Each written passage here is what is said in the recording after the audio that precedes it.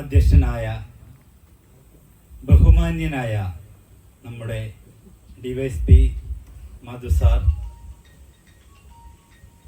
എന്നെ ഒത്തിരി സ്നേഹിച്ചിട്ടുള്ള Subramanian sir, Ansar sir, Kerala police officers association ഭാരവാഹികളായ Premji K Nair sir, Thirumeni sir, Suresh sir, അങ്ങനെ KPA-യുടെ പ്രതിനിധികൾ, എല്ലാവർക്കും എൻ്റെ, കൂടാതെ ഈ റിട്ടയർമെൻ്റ് ഫംഗ്ഷന് എത്തിച്ചേർന്ന എൻ്റെ സ്നേഹമുള്ള എല്ലാ സഹപ്രവർത്തകർക്കും എൻ്റെ വിനീതമായ നമസ്കാരം. എനിക്ക് കുറച്ച് സമയം വേണേ. സാധാരണ ഞാൻ വന്ന് തമാശയൊക്കെ പറയാ, ഇനി ഞാൻ സീരിയസാ. ഞാൻ ഒരു വികാരജീവിയാണ്, ചിലപ്പം കരഞ്ഞു പോയെന്നിരിക്കും.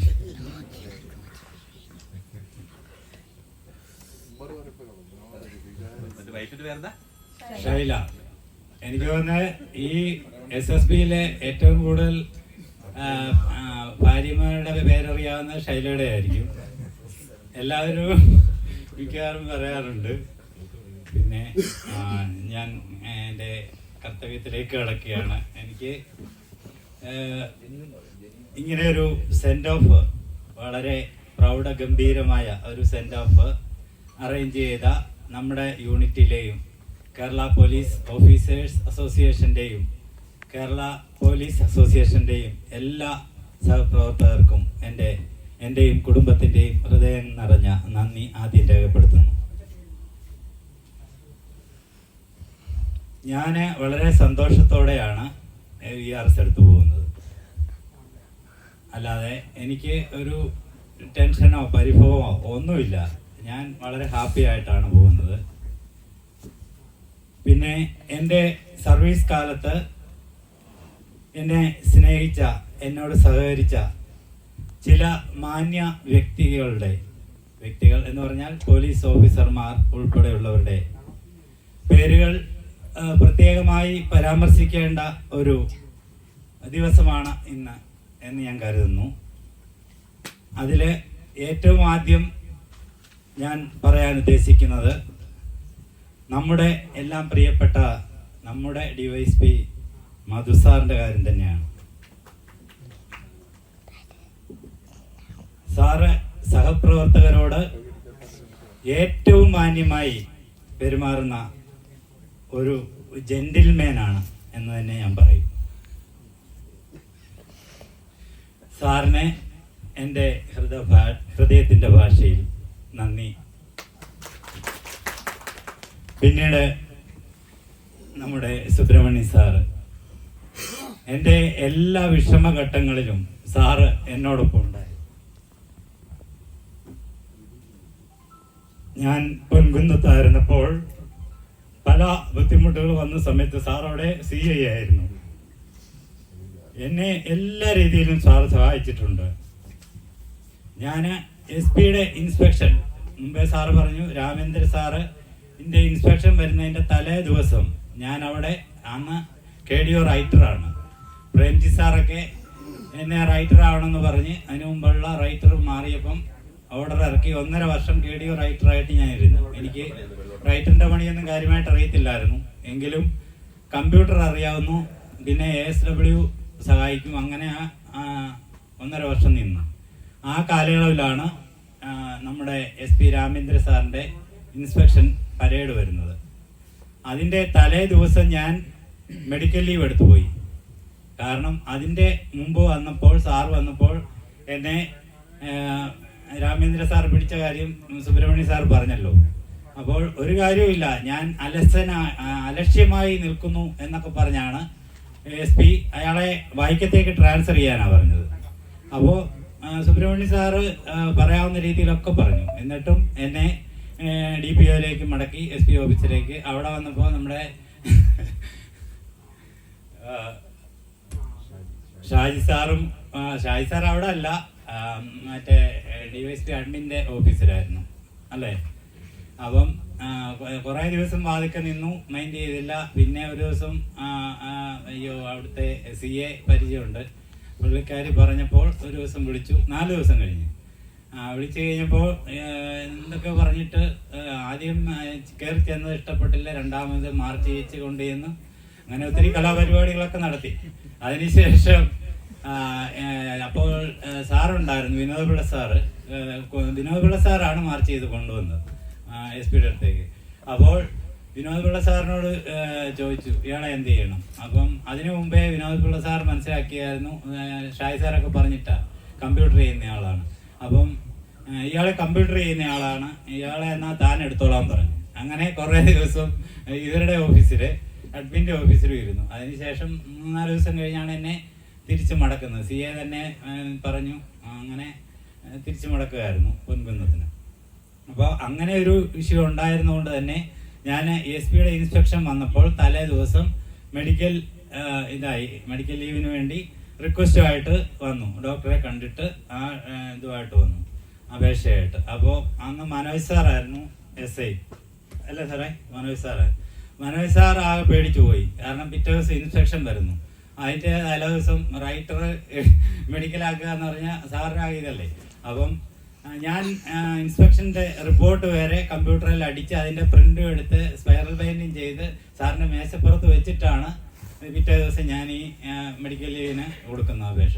സാറ് പറഞ്ഞ് എനിക്ക് പറ്റത്തില്ല, ഒരു കാര്യം ചെയ്യും. അന്ന് CI സുബ്രഹ്മണ്യ സാറാണ്, സാറിൻ്റെ അടുത്ത് എല്ലാം പറഞ്ഞു. ഞാൻ ഈ അപേക്ഷയായിട്ട് സാറിൻ്റെ അടുത്ത് ഇരുന്നു. ഞാൻ പറഞ്ഞു എനിക്ക് പിന്നെ കുറേ ബുദ്ധിമുട്ടുകളൊക്കെ പറഞ്ഞു. അപ്പോൾ സാറ് ഒന്നും പറഞ്ഞില്ല, വർക്ക് പൊക്കോന്നും പറഞ്ഞ് ഗ്രാൻഡ് ചെയ്തു. അങ്ങനെ ഞാൻ ഇൻസ്പെക്ഷൻ്റെ തലേദിവസം മെഡിക്കൽ ലീവിൽ പോയിട്ടുള്ള ആളാണ്. അത് സാറ് സഹായിച്ചുകൊണ്ട് മാത്രമാണ്. വേറെ ആരെങ്കിലും ആണെങ്കിൽ ചിലപ്പോൾ അത് DYSPക്കോ അല്ലെങ്കിൽ വീണ്ടും SP-ക്കൊക്കെ ഫോർവേഡ് ചെയ്യാൻ സാധ്യതയുണ്ട്. സാറ് ധൈര്യമായിട്ട് അത് ഗ്രാൻഡ് ചെയ്തു. ഞാൻ പോയി, പിറ്റേ ദിവസം പരേഡ് നടന്നു, ഒന്നും സംഭവിച്ചില്ല. ഉള്ളവർ പരേഡ് നടത്തി, അതിൽ 1-2 പേരെയൊക്കെ പുള്ളി പിടിച്ച്, അത് സ്ഥിരമുള്ളതാണ്. അന്ന് ഞാനുണ്ടെങ്കിൽ എന്നെ ഉറപ്പായിട്ട് പിടിക്കും, അതുകൊണ്ട് ഞാനങ്ങ് ഒഴിവായിക്കൊടുക്കും. അതുകൊണ്ട് സുബ്രഹ്മണ്യ സാർ അല്ലാതെയാണെങ്കിലും ഇപ്പോൾ SSB-യിലുള്ളപ്പോഴാണേലും എനിക്ക് എന്തെങ്കിലും ബുദ്ധിമുട്ടുകൾ വന്നാൽ മാനസികമായിട്ട് ഞാൻ ആദ്യം പറയുന്നത് സാറിനോടാണ്. സാറ് എന്ന് DYSP-യോട് പറയും. അങ്ങനെ എല്ലാ കാര്യത്തിലും എന്നെ ഒത്തിരി സഹായിച്ചിട്ടുള്ള സുബ്രഹ്മണ്യ സാറിന് എൻ്റെ ഹൃദയത്തിൻ്റെ ഭാഷയിൽ നന്ദി രേഖപ്പെടുത്തുന്നു. പിന്നെ അൻസൽ സാറ് ഏത് കാര്യത്തിന് സഹകരിക്കുന്ന ആളാണ്, നിങ്ങൾക്കൊക്കെ അറിയാം. എൻ്റെ അഭിപ്രായത്തിൽ അദ്ദേഹം ഒരു റോൾ മോഡലാണ് എല്ലാവർക്കും. ഏത് കാര്യത്തിനും പെർഫെക്റ്റാണ്, എവിടെ ചെന്നാലും ശോഭിക്കും. അപ്പോൾ സാറ് എൻ്റെ ഫാമിലിയുമായിട്ടൊക്കെ കണക്ഷൻ ഉണ്ട്, എൻ്റെ പെങ്ങളുടെ കൂടെ ചിറ്റിയൊക്കെ കൂടിയിട്ടുണ്ട്, അങ്ങനെ ഒത്തിരി കണക്ഷൻ ഉണ്ട്. അപ്പോൾ സാറിന് എൻ്റെ ചേട്ടൻ്റെ മോനും സാറുമായിട്ട് മുമ്പേ പറഞ്ഞില്ലേ, ചേട്ടൻ്റെ മോനും സാറുമായിട്ട് 3 വർഷം ഒരുമിച്ച് പോലീസിലുണ്ടായിരുന്നു. അപ്പം സാറിന് എന്നെ അറിയാം, ചേട്ടൻ്റെ മോൻ പറഞ്ഞ എൻ്റെ എല്ലാ കാര്യങ്ങളും, എൻ്റെ വീക്ക്നെസ് വരെ സാറിനറിയാം. അപ്പോൾ സാറിന് എൻ്റെ ഹൃദയഭാഷയിൽ നന്ദി രേഖപ്പെടുത്തുന്നു.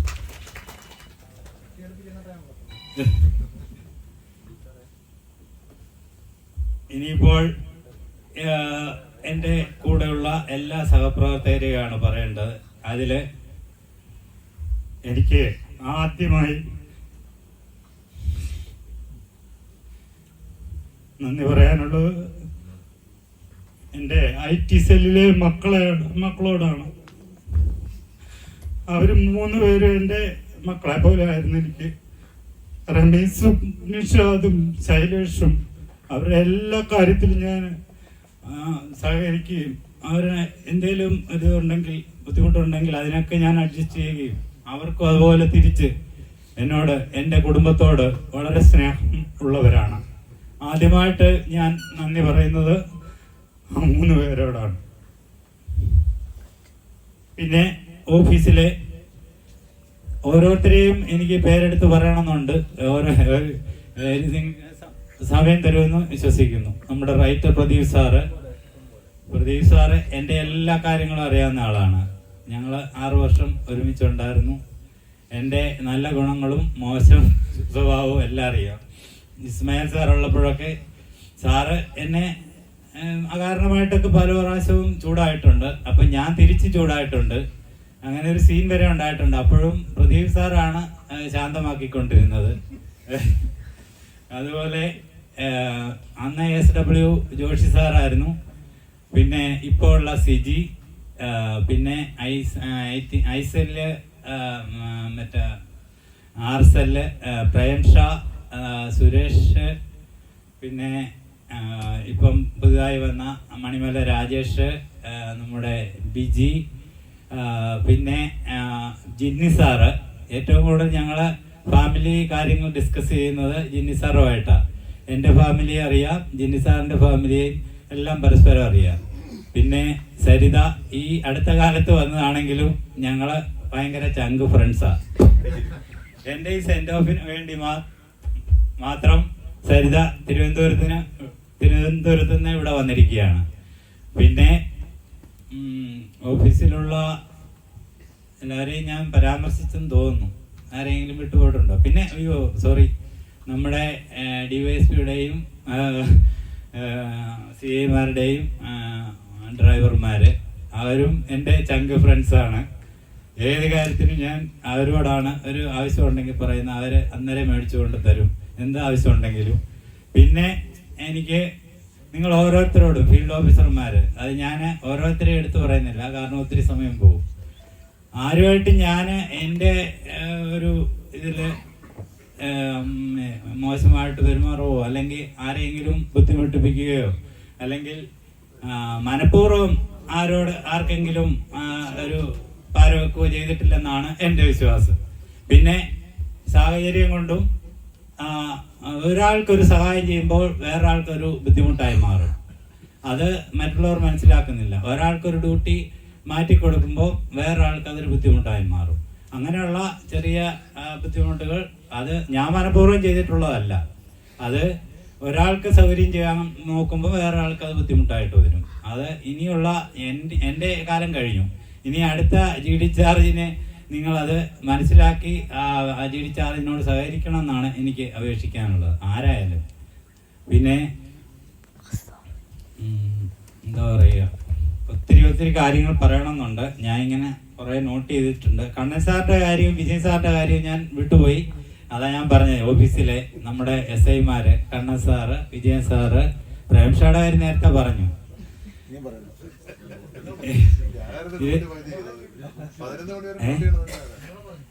അല്ല, ഞാനിങ്ങനെ ഓഫീസിലുള്ളവരെയാണ് കോട്ട് ചെയ്ത് പറയുന്നത്. ബാക്കി എല്ലാവരും എനിക്ക് പ്രിയപ്പെട്ടവരാണ്.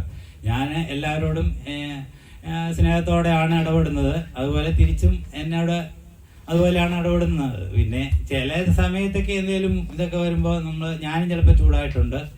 അങ്ങനെ ആർക്കെങ്കിലും എൻ്റെ ആ പെരുമാറ്റത്തിൽ നിന്ന് ബുദ്ധിമുട്ടുണ്ടായിട്ടുണ്ടെങ്കിൽ ഈ അവസരത്തിൽ ഞാൻ അവരോട് ക്ഷമ ചോദിക്കുകയാണ്. അതൊന്നും മനഃപൂർവ്വമായി ഉണ്ടായതല്ല.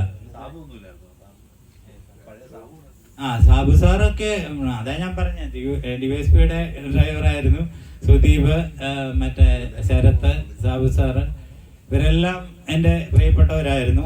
ഞങ്ങളൊക്കെ ആ ഒരു ചെറിയ മുറിയിൽ ഒരുമിച്ച് കൂടി തമാശ പറഞ്ഞ് എത്രയോ കാലം ജീവിച്ചതാണ്. പിന്നെ ഇനിയിപ്പോൾ അസോസിയേഷൻ്റെ ഭാരവാഹികളെ കുറിച്ച് പറയുമ്പോൾ, എൻ്റെ ഈ സർവീസ് കാലത്തെ മിക്ക കാര്യങ്ങളിലും എനിക്കൊരു ബുദ്ധിമുട്ട് വരുന്ന സമയത്ത് ഞാൻ പ്രേംജി സാറിനെ വിളിക്കും, തിരുമേനി സാറിനെ വിളിക്കും, പിന്നെ അതിൻ്റെ മെയിൻ ആൾക്കാരെയൊക്കെ വിളിക്കും. ഇവർ രണ്ടുമാണ് എന്താവശ്യം ഉണ്ടെങ്കിലും എനിക്ക് സഹായങ്ങൾ ചെയ്തു തന്നിട്ടുണ്ട്. ഞാൻ ഒരു സ്റ്റേഷൻ ചോദിച്ചു കഴിഞ്ഞാൽ അത് ചെയ്തു തരാറുണ്ട്. SSB വന്നത് അങ്ങനെ വീണ്ടും ഇവിടുന്ന് റീടൈൻ ചെയ്യാൻ ഞാൻ റിക്വസ്റ്റ് കൊടുത്തു. അവർക്ക് ചെയ്യാൻ പറ്റാത്ത കാര്യമാണ്. അത് ചെയ്യാൻ പറ്റാത്ത കാര്യത്തിന് നമ്മൾ അവരെ കുറ്റപ്പെടുത്തിയിട്ട് കാര്യമില്ല. ഞാൻ മുമ്പേ GDയിൽ ഡ്യൂട്ടി ഇടുന്ന കാര്യം പറഞ്ഞതാണ്. ഒരാൾ ഒരു ബുദ്ധിമുട്ട് വന്നു കഴിയുമ്പോഴത്തേക്കിനും അടച്ചാക്ഷേപിക്കുന്ന ഒരു രീതിയൊക്കെ ഉണ്ട്. അതായത് 10 പ്രാവശ്യം ഒരാൾക്ക് സൗകര്യം ചെയ്തു കൊടുത്തു, ഒരു പ്രാവശ്യം അത് ചെയ്യാൻ പറ്റാതെ വരുമ്പോൾ മോശക്കാരനാക്കുന്ന ഒരു രീതിയുണ്ട്. ആ പ്രവണത ശരിയല്ല. അത് ഞാൻ ഇതിനു മുമ്പും പറഞ്ഞിട്ടുണ്ട്. കാരണം എല്ലാവരും ആരെങ്കിലും എന്തെങ്കിലും ഒരു ഡ്യൂട്ടി അഡ്ജസ്റ്റ് ചെയ്യാമെന്ന് ചോദിച്ചാൽ ഇന്ന് വരെ ആരുടെയെങ്കിലും പറഞ്ഞ കാര്യം ഞാൻ ചെയ്തു കൊടുക്കാതിരുന്നിട്ടില്ല. പിന്നെ ഡ്യൂട്ടികൾ ഇട്ട് വരുമ്പോൾ 6-7 പേരെ ലീവ് കാണും. ലീവ് ഉള്ളപ്പം ഒരാൾക്ക് ചിലപ്പം ഡ്യൂട്ടി കയറി വരും. അത് ചിലപ്പം യാദൃച്ഛികമായിട്ട് 7-ാം ദിവസം 8-ാം ദിവസം 9-ാം ദിവസം അങ്ങനെയൊക്കെ വരും. ചിലപ്പോൾ 12 ആവും, 14 ആവും. എന്നാലും ഒരാവശ്യം ആര് പറഞ്ഞാലും ഇതുവരെ ഞാനത് ചെയ്തു കൊടുക്കാതിരുന്നിട്ടില്ല എന്നുള്ളതാണ് എൻ്റെ വിശ്വാസം. ആർക്കെങ്കിലും അങ്ങനെ ചെയ്തിട്ടില്ലെങ്കിൽ ഇപ്പോൾ പറയാം, ഞാൻ അങ്ങനെ ആരെയും ബുദ്ധിമുട്ടിച്ച് ഇതുവരെ ഞാൻ ഡ്യൂട്ടി ഇട്ടിട്ടില്ല. പിന്നെ ഈ പറഞ്ഞ അസോസിയേഷൻകാർ ചെയ്ത് തന്ന ഗുണങ്ങൾ അതാ ഞാൻ പറഞ്ഞ. ഇപ്പം ഞാൻ റീറ്റെയിൻ ചെയ്യാൻ കൊടുത്തു, എന്നെ റീറ്റെയിൻ ചെയ്യാൻ പറ്റത്തില്ല. കാരണം ഞാൻ 6 വർഷമായി ഇവിടെ വന്നിട്ട്. 5 വർഷമാണ് സാധാരണ SSBയിലുള്ളത്. പിന്നെ ഞാനൊന്ന് മസിൽ പിടിച്ചൊക്കെ നോക്കി. എനിക്ക് ചെയ്യാവുന്ന കാര്യങ്ങൾ പരമാവധി ഞാൻ ചെയ്തു. ADGP നേരിട്ട് പോയി കണ്ടു. പിന്നെ സാറ് എന്നെ റെക്കമെൻഡ് ചെയ്ത് വിട്ടു. അതിന് സാറിന് മെമ്മോ കിട്ടി. SPയെ അറിയിക്കാതെ ADGPയെ കാണാൻ പോയതിന് നമ്മുടെ DYSPക്ക് മെമ്മോ കിട്ടി. പിന്നെ സാറ് വീണ്ടും പറഞ്ഞിട്ട് SP റെക്കമെൻഡ് ചെയ്ത് എൻ്റെ റിക്വസ്റ്റ് ADGPക്ക് പോയി. ഇതെല്ലാം പോയിട്ടും അതിനൊന്നും ഫലമുണ്ടായില്ല. അപ്പം 6 വർഷം ഇവിടെ സർവീസ് ചെയ്തുകൊണ്ട് അതൊന്നും എനിക്കതിൽ വിഷമവുമില്ല. നമ്മൾ ശ്രമിക്കാവുന്ന കാര്യങ്ങൾ ശ്രമിച്ചു, അതൊന്നും നടന്നില്ല എന്നേ ഉള്ളൂ. പിന്നീട് എനിക്ക് സർവീസ് കാലത്ത് എൻ്റെ ഓർമ്മയിൽ വരുന്ന ചില ഓഫീസർമാരുടെ പേര്, അത് പറയാതിരിക്കുന്നത് മോശമാണ്. അതുകൊണ്ടാണ് ഞാൻ കാഞ്ഞിരപ്പള്ളിയിൽ പൊൻകുന്ന സ്റ്റേഷനിൽ ജോലി ചെയ്യുമ്പോൾ ആ സമയത്ത് അവിടെ DYSP കുര്യാക്കോ സാറായിരുന്നു. കുര്യാക്കോ സാറ് ഏറ്റവും മാന്യമായി ഇടപെടുന്ന ഒരു വ്യക്തിയാണ്. സബോർഡിനേഴ്സിനൊക്കെ വളരെ ഇഷ്ടമുള്ള ഒരു സാറാണ്. സാറ് ഇപ്പോൾ പത്തനംതിട്ട ആണോ? സാറ് തിരുവനന്തപുരത്താണ്. ഞാൻ വിളിച്ചായിരുന്നു, റിട്ടയർമെന്റ് ഫംഗ്ഷനെ വീട്ടിലേക്ക് വിളിച്ചിട്ടുണ്ട്. സാറ് വരാമെന്നും പറഞ്ഞിട്ടുണ്ട്. സാറിനെ ഓർക്കാതിരിക്കുന്നത് മോശമാണ്. അതുപോലെ എൻ്റെ ഈ ഇപ്പം ഇവിടെ ഉള്ളവരുടെയൊക്കെ കാര്യം പറഞ്ഞല്ലോ, സർവീസ് കാലത്ത് എന്നെ സഹായിച്ചിട്ടുള്ള അതുപോലെ ഒത്തിരി ആൾക്കാരുണ്ട്. അപ്പം അവരെയെല്ലാം ഞാൻ വീട്ടിലേക്ക് ക്ഷണിച്ചിട്ടുണ്ട്. മിക്കവരും വരാമെന്നും പറഞ്ഞിട്ടുണ്ട്. അപ്പോൾ അവിടെ വരുമ്പോൾ നിങ്ങൾക്ക് എല്ലാവരെയും കാണാം. പിന്നെ എനിക്ക് പറയാനുള്ളത്,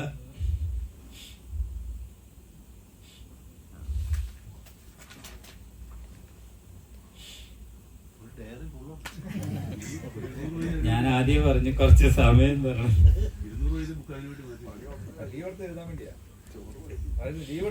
അപ്പൊ ഇനി എനിക്ക് കൂടുതലായിട്ടൊന്നും പറയാനില്ല.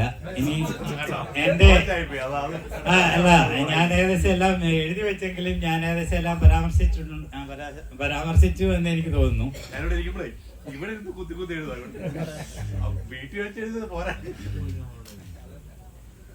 ഇനി എനിക്ക് ഏറ്റവും പ്രാധാന്യത്തോടെ പറയാനുള്ള കാര്യം എൻ്റെ ജീവിത സഖിയെക്കുറിച്ചും ജീവിതത്തെക്കുറിച്ചും ഒക്കെയാണ്. എൻ്റെ വീട്ടിലൊരു കാവ്യാത്മകതയാണോ എനിക്ക് നൽകിയ ഈ ബഹുമതികൾ, അതിനൊക്കെ അർഹതയുള്ളത് എൻ്റെ ഭാര്യയും മോക്കുമാണ്. ഇവിടെ കരഞ്ഞതിനെ വൈകുന്നേരം ചെല്ലുമ്പോ ഇടി കിട്ടരുതായി. അല്ല, സത്യമാണ്. എന്റെ ഇടി കിട്ടുന്ന കാര്യമല്ല. ഞാന് ഒത്തിരി ഉഴപ്പി ഒത്തിരി മോശമായി നടന്ന ഒരു വ്യക്തിയാണ് പേഴ്സണൽ ജീവിതത്തിൽ. നല്ല കാര്യങ്ങൾ ചെയ്തിട്ടുണ്ട്.